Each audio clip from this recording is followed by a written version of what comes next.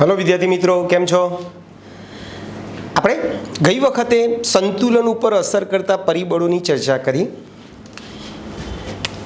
હવે એને રિલેટેડ આપણે થોડાક સ્વાધ્યાયના પ્રશ્નો જોવાના છે। એક વસ્તુ ફરીથી યાદ કરી લઈએ આપણે કે ભાઈ પ્રક્રિયક ની સાંદ્રતા અથવા તો પ્રમાણ વધે तो निपज शू थाय भाई निपज वधे। प्रक्रियकनी सांद्रता घटे तो निपज घटे अथवा तो निपज ने वारंवार दूर करो तो पण निपज शू थाय भाई वधे। पछी तापमाननी बात करेली। तापमान माटे उष्मा शोषक प्रक्रिया होय तो उष्मा शोषक प्रक्रिया माटे तापमान वधे एम निपज वधे। सरखे सरखू शोषक में सरखे सरखू अने तापमान घटे तो निपज घटे अने उष्मा शेपक प्रक्रिया में ऊंधू उष्मा शेपक प्रक्रिया माटे आनाथी तद्दन ऊंधू। बोलो तापमान वधे तो निपज घटे अने तापमान घटे तो निपज वधे। अने दबाणनी वात करवानी हती। दबाण माटे आपणे जो डेल्टा एनजी लेस देन 0 धरावती प्रक्रिया में दबाण वधे तेम निपज घटे। लेस देन में सरखे सरखू बराबर छे। लेस देन में सरखे सरखू दबाण वधशे तो निपज वधशे अने दबाण घटे तो निपज घटे। अने डेल्टा एनजी लेस देन 0 धरावती प्रक्रिया में ऊंधू दबाण वधे तो निपज घटे अने दबाण घटे तो निपज वधे। आटला वाक्यो तमारे याद राखवाना छे। आना उपरथी आपणे घणा बधा स्वाध्याय प्रश्नों आपणे चेक करवाना छे।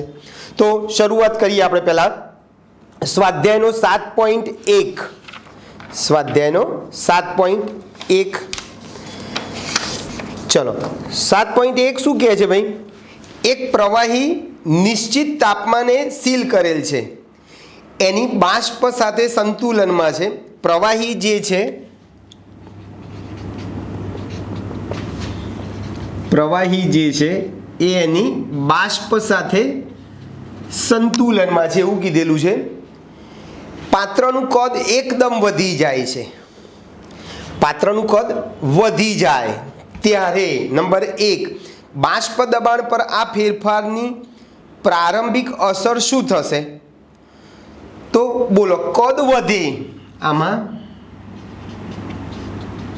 कद वधे तो त्रण वस्तु तमने मागी छे।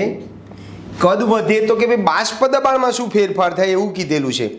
तो के भाई कद वधे तो बाष्प दबाण शू थाय घटे। तमने बधाने खबर छे। बोलो कद वधे तो बाष्प दबाण घटे।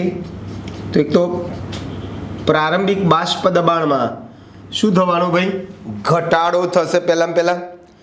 पछी बीजू बाष्पीभवन अने संघनन दर प्रारंभिक रीते बदलाशे। तो भाई बंध पात्र में तापमान अचल होवाथी बाष्पीभवन दर बदलाय नहीं। तापमान बंध पात्र में तापमान केवुं छे भाई तापमान अचल रहतुं होवाथी बाष्पीभवन दर बदलाय नहीं एटले के अचल रहेशे। पण संघनन दर में फेरफार थशे बराबर छे। पण संघनन दर शरूआत में घटशे कारण के एकम कण दीठ અથડાતા કણોની સંખ્યા, અણુઓની સંખ્યા શું થાય ભાઈ? ઘટે છે. એટલે પરંતુ સંઘનન દર બદલાશે, કારણ કે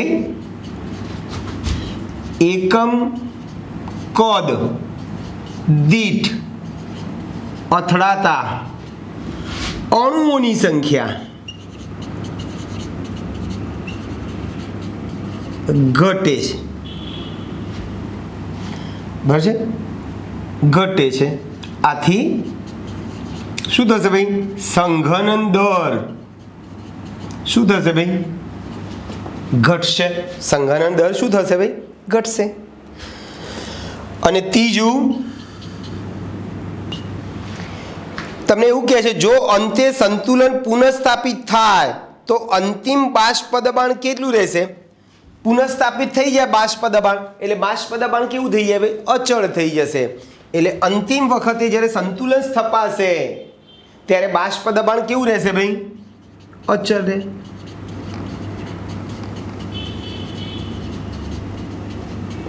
બાષ્પ દબાણ અચળ રહે. ક્લિયર દોસ્તો? તો આ ટાઈપના પ્રશ્નો આપણે જોવાના છે. હવે આપણે આ કીધું, આ લસ એટેલિયરના સિદ્ધાંત પ્રમાણેની આપણે વાત છે. સ્વાધ્યાયનો તમારો 7.25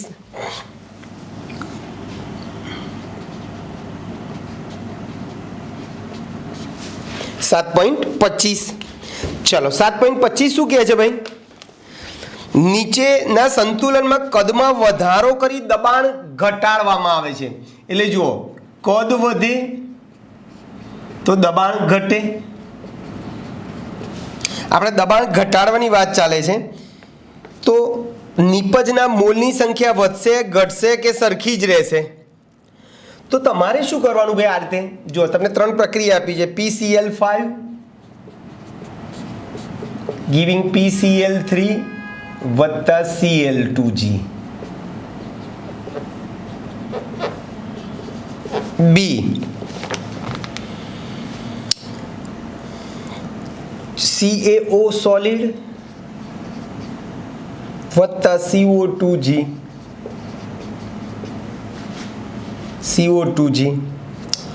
ગિવિંગ CaCO3 સોલિડ. ત્રીજું 3Fe સોલિડ વત્તા 4H2O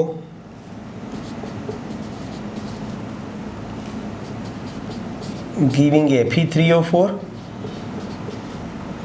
વત્તા 4H2.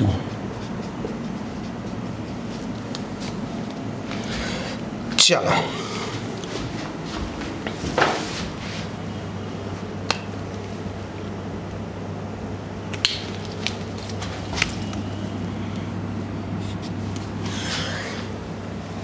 તમારે શું કરવાનું ભાઈ? ડેલ્ટા એનજી શોધી કાઢવાનું. અને અહીંયા આપણે લખેલું છે એ પ્રમાણે નિપજોની મોલ સંખ્યા વધશે કે પ્રક્રિયકોની મોલ સંખ્યા વધશે કે સરખું જ રહેશે, એની આપણે વાત કરવાની છે. કશું કરવાનું નથી. ચલો અહીંયા ડેલ્ટા એનજી શું થાય? સૂત્ર શું છે? NPG minus NRG. વાયુરૂપ નિપજના મોલ ઓછા વાયુરૂપ પ્રક્રિયકના મોલ. ચલો નિપજના મોલ 1 અને 1 2 અને પ્રક્રિયકનો 1 એટલે 1 રહેશે. બોલો ગ્રેટર દેન 0 આવ્યું. બોલો ગ્રેટર દેન 0 વાળી પ્રક્રિયામાં દબાણ આપણે ઘટાડવાની વાત ચાલે. તો દબાણ ઘટે તો મોલ સંખ્યામાં શું ફેરફાર થશે? ઘટે તો આપણે કોની વાત ચાલે છે ભાઈ? મોલ, નિપજના મોલ, પ્રક્રિયકના મોલ. નિપજના મોલની સંખ્યા વધશે, ઘટશે કે અચળ રહેશે એવું કીધું છે. દબાણ ઘટે તો નિપજના મોલ વધશે, ઘટશે કે અચળ રહે? ચલો આપણે ડેલ્ટા એનજી શોધવાનું છે. ચલો ગ્રેટર દેન 0 વાળી પ્રક્રિયામાં દબાણ ઘટે તો નિપજ વધે. નિપજ વધે મીન્સ નિપજના મોલ શું થાય? વધશે. વધશે. ચલો અહીંયા ડેલ્ટા એનજી શું થશે ભાઈ આ પ્રક્રિયા માટે? 0. આ ઘન છે ને, ઘન નહીં ગણવાના, આ ઘન નહીં ગણ, 1 બરાબર -1. બોલો લેસ ધેન 0 છે. બોલો લેસ ધેન 0 હોવાથી શું થશે ભાઈ? Less than 0. બોલો લેસ ધેન 0 માં દબાણ ઘટે તો નિપજ ઘટે, બરાબર હોવાથી નિપજના મોલ ઘટશે. અને અહીંયા ડેલ્ટા એનજી વાયુરૂપ નિપજ 4 ઓછા 4 બરાબર 0 હોવાથી મોલ સંખ્યામાં કોઈ ફેરફાર થશે નહીં, એટલે નિપજના મોલ અચળ રહેશે. નિપજના મોલ અચળ રહેશે, બરાબર છે. ટૂંકમાં આપણે આટલું યાદ રાખવાનું છે. લેસ ધેન 0 વાળી પ્રક્રિયા છે કે ગ્રેટર ધેન 0 વાળી પ્રક્રિયા? લેસ ધેન 0 માં સરખે સરખું અને ગ્રેટર ધેન માં ઊંધું. દબાણ વધારો તો નિપજ ઘટે, નિપજ ઘટે મીન્સ મોલ ઘટે, નિપજ વધે મીન્સ મોલ વધે. ચલો ફરીથી આવી જ વસ્તુ છે. 7.26 સ્વાધ્યાયનો 7.26 દબાણના વધારાની શી અસર થશે? દબાણ વધારતા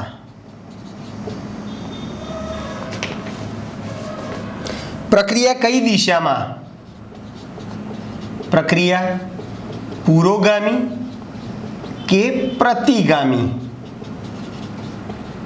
દિશામાં થશે. ચલો તમને નાની નાની 5-6 પ્રક્રિયાઓ આપેલી છે. 1 COCl2 G COG વત્તા Cl2G.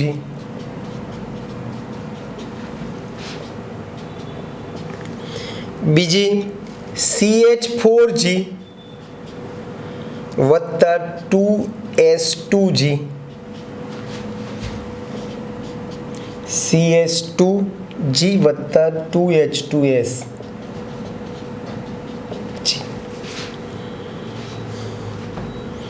ચલો ત્રીજી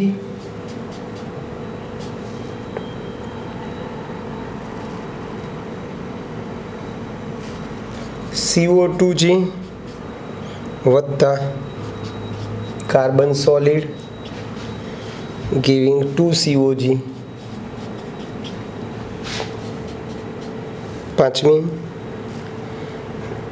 2H2G વત્તા COG giving CH3OHG. Ca CO3 solid CaO solid વત્તા CO2G. અને છઠ્ઠી 4NH3G વત્તા 5O2G giving 4NOG વત્તા 6H2G. ચાલો તમે આના માટે બી આ રીતે ડેલ્ટા એનજી તમે શોધીને પણ કરી શકો છો. અથવા તમે એક વસ્તુ યાદ રાખો કે ભાઈ એનપી ગ્રેટર ધેન એનઆર હોય, એનપી ગ્રેટર ધેન એનઆર હોય તો પ્રક્રિયા પ્રતિગામી દિશામાં,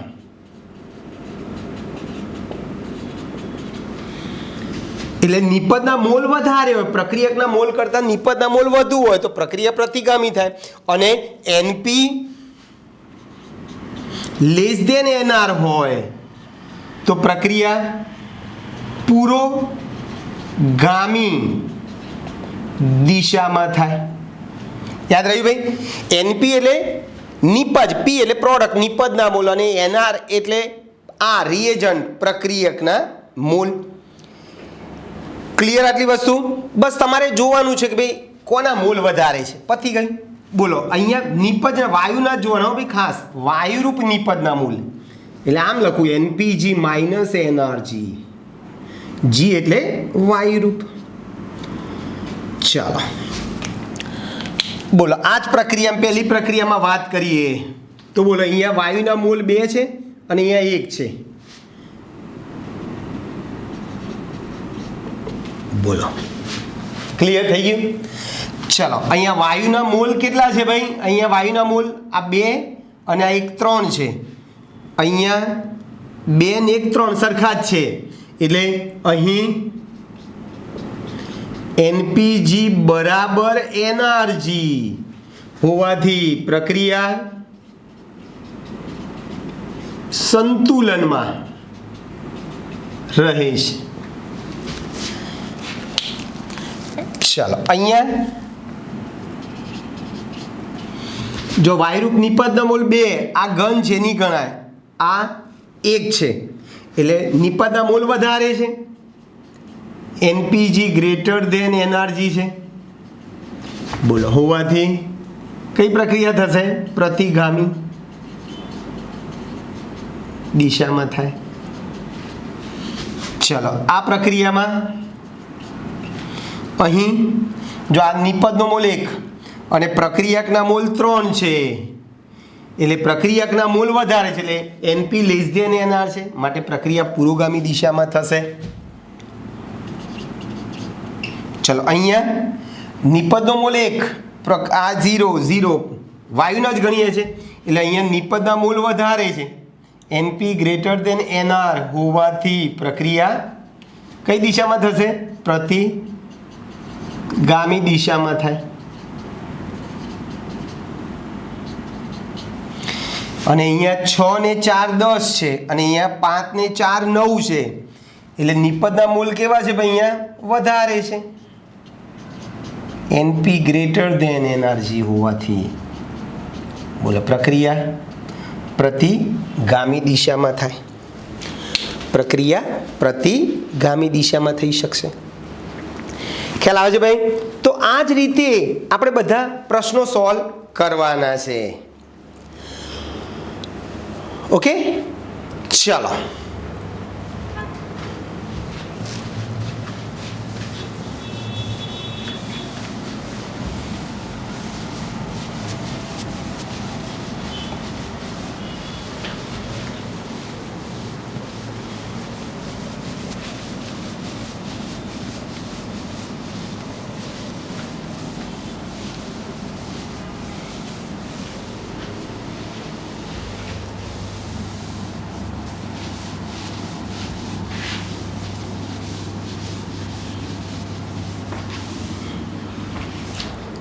ચલો, આવો સ્વાધ્યાયનો 7.28.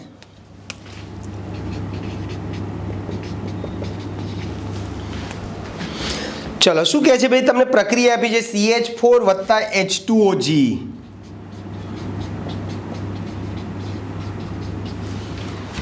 ગિવિંગ COG વત્તા 3H2.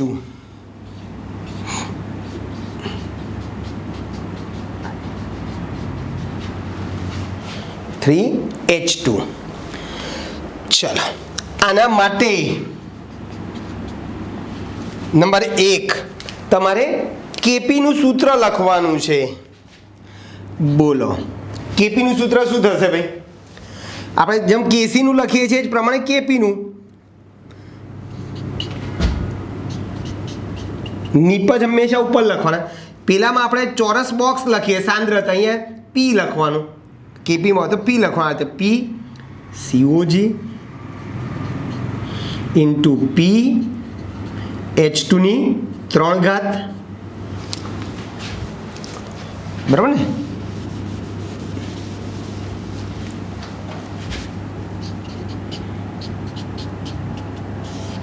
શું થશે ભાઈ? પી COG પી H2Gની 3 ઘાત છેદમાં પી CH4G ઇન્ટુ પી H2OG.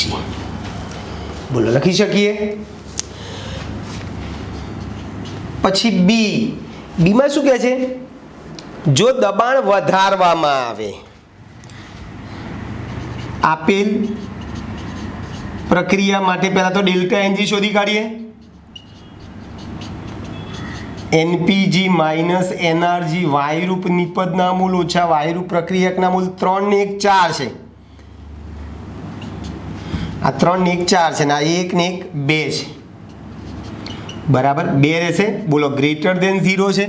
બોલો ગ્રેટર દેન 0 વાળી પ્રક્રિયામાં આપણે દબાણ શું કરવાનું વાત ચાલે છે ભાઈ? રકમમાં દબાણ વધારવામાં આવે. બોલો ગ્રેટર દેન 0 વાળી પ્રક્રિયામાં દબાણ વધારવામાં આવશે તો નિપજ શું થશે ભાઈ? ઘટશે. હોવાથી દબાણ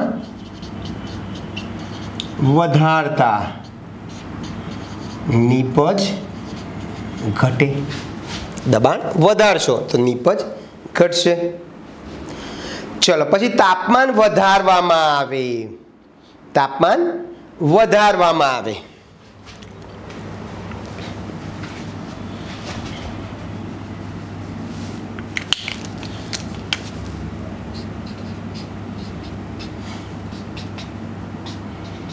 ચલો આ પ્રક્રિયા જે છે ને એ ઉષ્મા શોષક છે. ડેલ્ટા એચનું મૂલ્ય ધન આપ્યું હોય તો શું સમજવું? પ્રક્રિયા ઉષ્મા શોષક છે અને ઉષ્મા શોષકમાં સરખે સરખું તાપમાનમાં ઉષ્મા શોષકમાં તાપમાન વધે તો નિપજ વધે, તાપમાન ઘટે તો નિપજ ઘટે. અહીંયા તમને તાપમાન વધારવાની વાત ચાલે છે એટલે નિપજ શું થશે ભાઈ? વધશે. એટલે પ્રક્રિયા કેવી છે ભાઈ? ઉષ્મા શોષક છે. બોલો ઉષ્મા શોષક હોવાથી તાપમાન વધે તેમ શું થશે ભાઈ? નિપજ વધે. અને ત્રીજી વસ્તુ, ઉદ્દીપકનો ઉપયોગ કરવામાં આવે તો કેપીના મૂલ્યો અને સંતુલન મિશ્રણના સંઘટન પર શી અસર થશે? તો કે ભાઈ કેપી અને સંતુલન મિશ્રના સંઘટન ઉપર ઉદ્દીપકની કોઈ અસર થશે નહીં. આપણે ઓલરેડી ઉદ્દીપકની અસર લાસ્ટ લેક્ચરમાં ભણી ગયા કે ઉદ્દીપક જે છે એ સંતુલન મિશ્રણ ઉપર કોઈ અસર કરતો નથી. એ ઝડપથી માત્ર સંતુલન સ્થાપી આપે છે. સંતુલન અચળાંક ઉપર પણ એની કોઈ અસર થતી નથી. એટલે ઉદ્દીપકની શું થશે ભાઈ?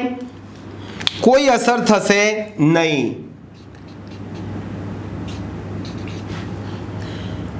એટલે કેપી અને સંતુલન મિશ્રણ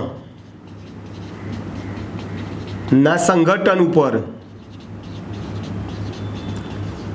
ઉદ્દીપકની કોઈ અસર થશે નહીં. તો આવા તમારે 3 માર્ક્સમાં બધા પ્રશ્નો પૂછી શકાય છે. પછી 7.29 સ્વાધ્યાયનો 7.29. ચલો 7.29 શું કહે છે? તમને પ્રક્રિયા આપી છે આવી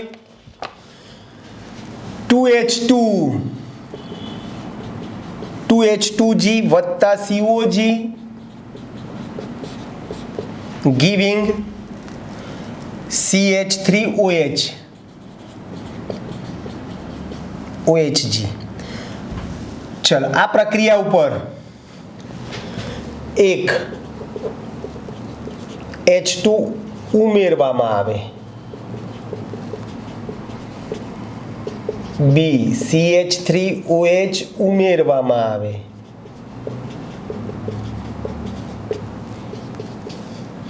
CO દૂર કરવામાં આવે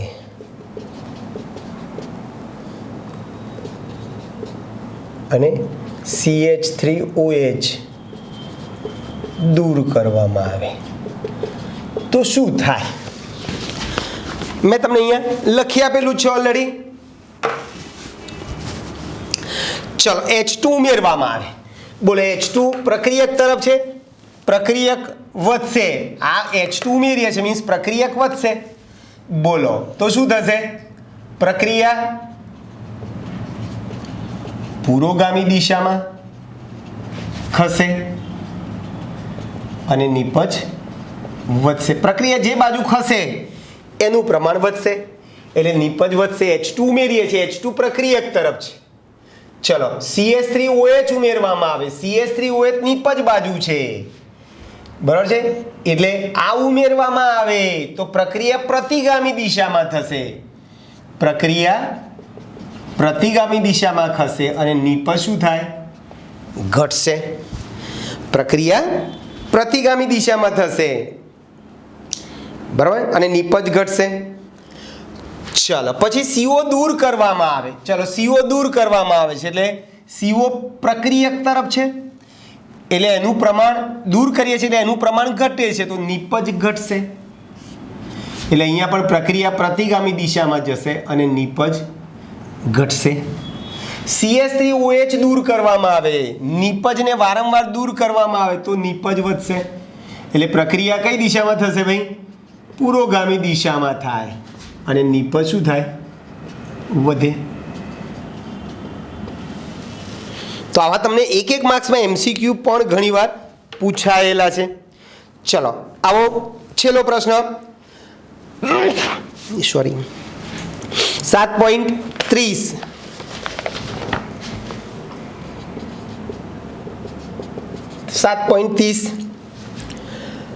તમને આ સમીકરણ આપેલું છે PCl5G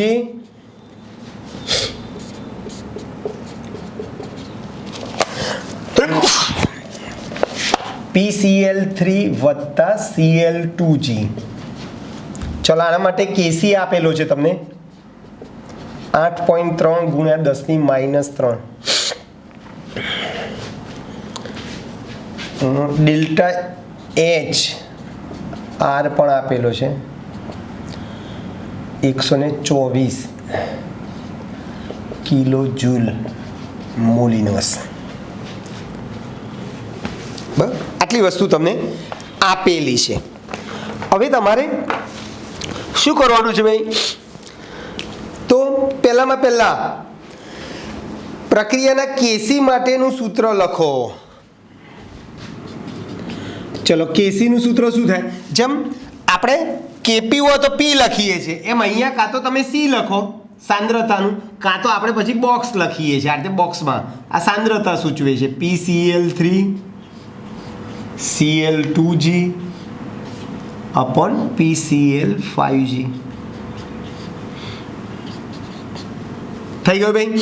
એટલે એક તો પહેલા KC નું સૂત્ર તમારે લખવાનું કીધું હતું. નંબર 2, સમાન તાપમાને પ્રતિગામી પ્રક્રિયા માટે KC નું મૂલ્ય. પ્રતિગામી પ્રક્રિયા માટે બોલો, પુરોગામી અને પ્રતિગામી પ્રક્રિયા માટે સંતૃપ્ત અચળાંકના મૂલ્યો સરખા જ હોય, માત્ર વ્યસ્ત હોય.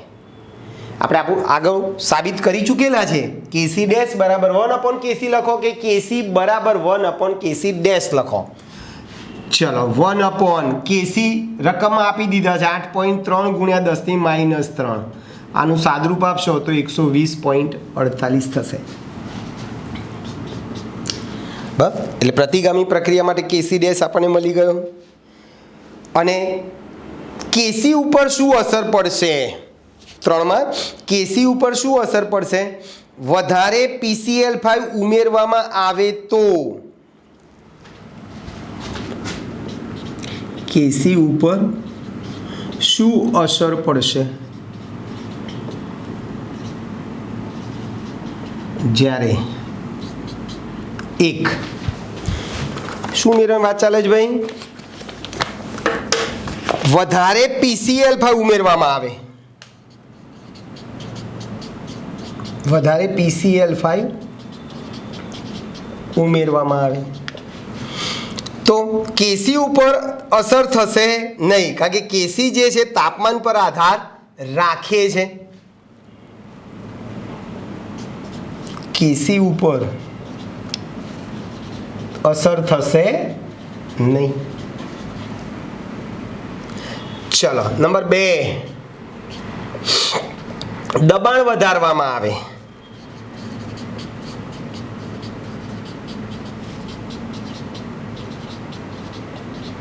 તો પણ KC ઉપર કોઈ અસર થાય નહીં.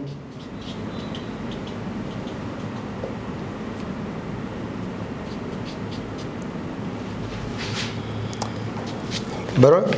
ચલો તાપમાન વધારવામાં આવે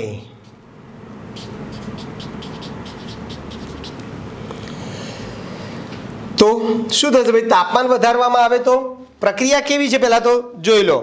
પ્રક્રિયા ઉષ્મા શોષક છે કે ક્ષેપક છે ખબર કેવી રીતે પડશે ભાઈ તમને?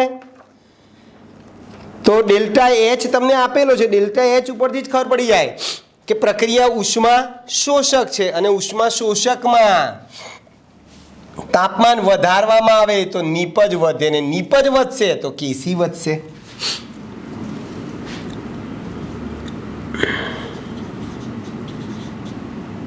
તાપમાન વધારવામાં આવે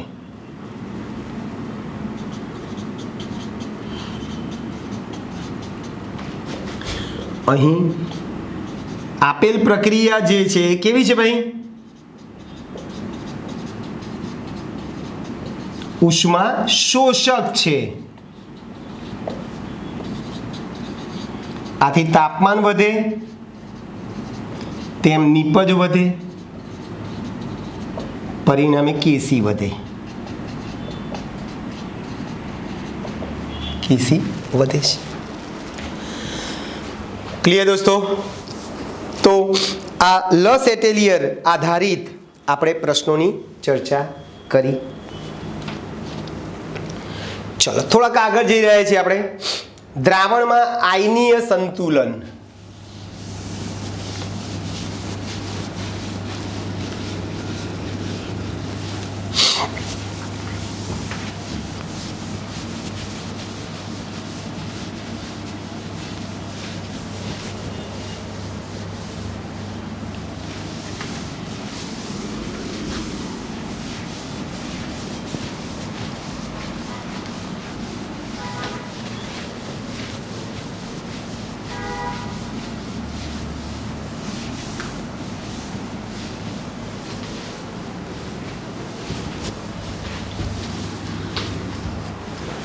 ચાલો,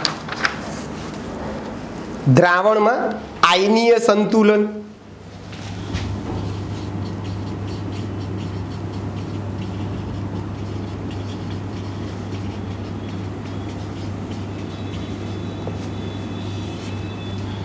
તો આયનો વચ્ચે સ્થપાતા સંતુલનને આપણે ખરેખર શું કહીશું ભાઈ? આયનીય સંતુલન. કેવા? જલીય દ્રાવણમાંના જલીય દ્રાવણમાંના આયનો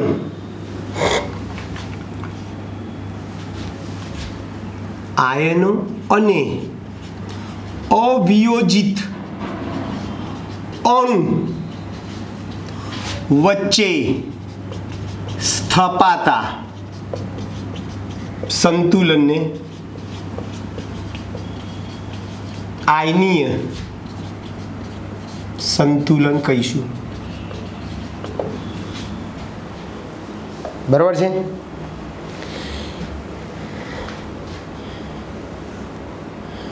ચલો, એટલે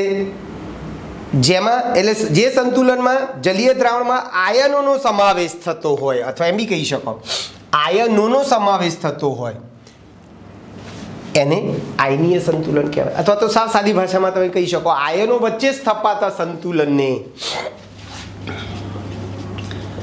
અથવા આયનો વચ્ચે સ્થપાતા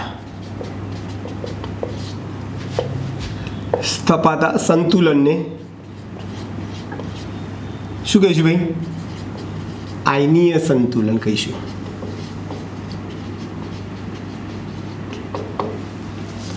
આ રીતે દાખલા તરીકે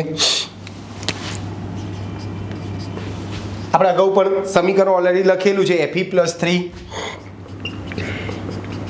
વત્તા HCN માઇનસ આ 21 નો અર્થ શું થાય? જલીય દ્રાવણમાં આયનો છે AQ giving Fe HCN aqueous +2. તો અહીંયા બધા આયનો વચ્ચે સંતુલન સ્થપાયેલું છે. ક્લિયર ભાઈ? હવે આપણે જાણીએ છીએ કે ખાંડનું દ્રાવણ વિદ્યુતનું વહન કરી શકતા નથી, કારણ કે એમાં આયનો હોતા નથી. જ્યારે મીઠું સોડિયમ ક્લોરાઇડનું જલીય દ્રાવણ એ વિદ્યુતનું વહન કરી શકે છે, કારણ કે એમાં આયનો બને છે. આયનો છૂટા પડે છે. તો જે પદાર્થનું દ્રાવણ વિદ્યુતનું વહન કરે છે એને વિદ્યુત વિભાજ્ય પદાર્થ કહીશું, અને જે પદાર્થનું દ્રાવણ વિદ્યુતનું વહન કરી શકતા નથી એને વિદ્યુત અવિભાજ્ય પદાર્થ કહેવાય. બરાબર છે. એટલે જે પદાર્થનું જલીય દ્રાવણ વિદ્યુતનું વહન કરી શકતું નથી તેવા પદાર્થોને વિદ્યુત અવિભાજ્ય પદાર્થ કહે છે. બરાબર છે. જે પદાર્થોનું જલીય દ્રાવણ વિદ્યુત વહન કરી શકતું નથી, દાખલા તરીકે ખાંડને પાણીમાં નાખશો તો ખાંડ ઓગળશે ખરી, પણ એમાં આયનો નથી. યુરિયાને પાણીમાં નાખશો તો યુરિયા ઓગળશે ખરો, પણ એમાં આયનો નથી. એટલે એ વિદ્યુતના કેવા બને છે ભાઈ? અવાહક. દાખલા ખાંડનું જલીય દ્રાવણ અને ઊંધું જે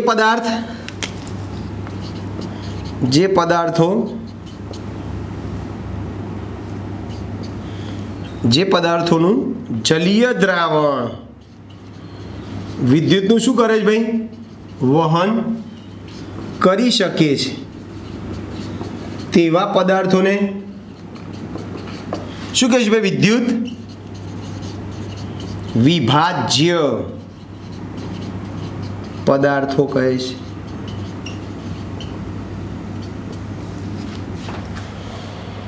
બરાબર છે. દાખલા તરીકે મીઠાનું જલીય દ્રાવણ NaCl નું જલીય દ્રાવણ. ક્લિયર ભાઈ? એટલે બરાબર યાદ રાખજો, મીઠાને પાણીમાં નાખશો તો એમાંથી આયનો બને છે ને એ આયનો વિદ્યુતનું શું કરે છે ભાઈ? વહન કરે છે. એટલે દ્રાવણ કેવું બને? વિદ્યુતનું સુવાહક બને છે. ચલો, આમાં પાછું ફેરાડે શું કર્યું ભાઈ? એટલે વિદ્યુતનું વહન કરતા નથી એવા પદાર્થોને એને શું નામ આપ્યું ભાઈ? વિદ્યુત અવિભાજ્ય પદાર્થ. અને વિદ્યુતનું વહન કરી શકે છે એવા પદાર્થ એને શું નામ આપ્યું ભાઈ? વિદ્યુત વિભાજ્ય પદાર્થ. હવે પાછું એમાં પણ બે પ્રકાર પડે છે, પ્રબળ વિદ્યુત વિભાજ્ય પદાર્થ અને નિર્બળ વિદ્યુત વિભાજ્ય પદાર્થ. પ્રબળ વિદ્યુત વિભાજ્ય પદાર્થ કોને કહેવાય? તો કે ભાઈ જે પદાર્થનું સંપૂર્ણ વિયોજન થાય, 100% વિયોજન થાય, અને પ્રબળ વિદ્યુત વિભાજ્ય પદાર્થ કહેવાય. દાખલા તરીકે મીઠાને તમે પાણીમાં નાખશો તો એનું 100% Na+ અને Cl- આયનોમાં રૂપાંતર થશે. જ્યારે અંશતઃ વિયોજન થાય એને નિર્બળ વિદ્યુત વિભાજ્ય કહીશું. એટલે કે લગભગ અંદાજિત 5% જેટલું જ આયનીકરણ થાય, વિયોજન થાય, તો એને શું કહીશું ભાઈ આપણે? નિર્બળ વિદ્યુત વિભાજ્ય. એટલે જે પદાર્થનું 100% આયનીકરણ કૌંસમાં વિયોજન થાય તેવા પદાર્થોને પ્રબળ વિદ્યુત વિભાજ્ય પદાર્થ કહે છે. બરાબર છે. દાખલા તરીકે NaCl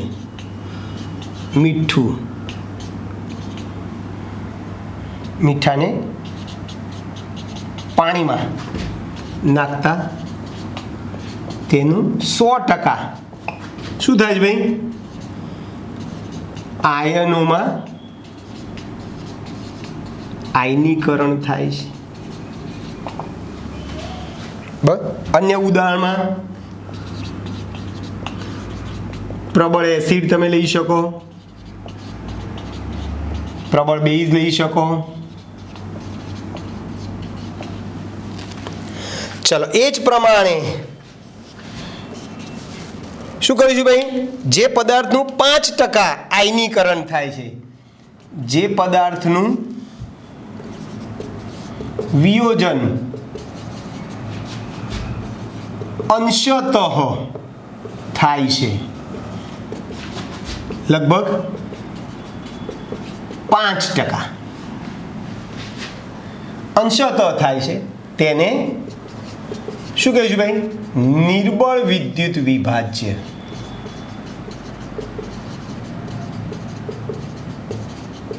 નિર્બળ વિદ્યુત વિભાજ્ય પદાર્થ કહીશું.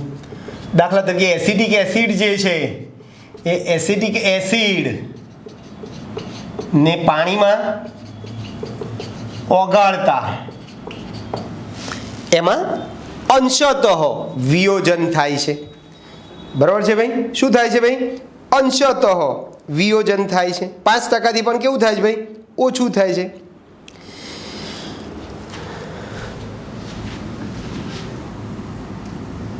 %થી ઓછું લખીએ.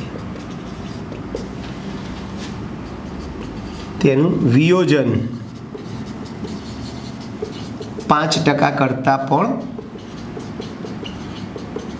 ઓછું થાય છે. એટલે આ એસિડિક એસિડ જે છે નિર્બળ વિદ્યુત વિભાજ્ય પદાર્થ છે એમ કહી શકીએ.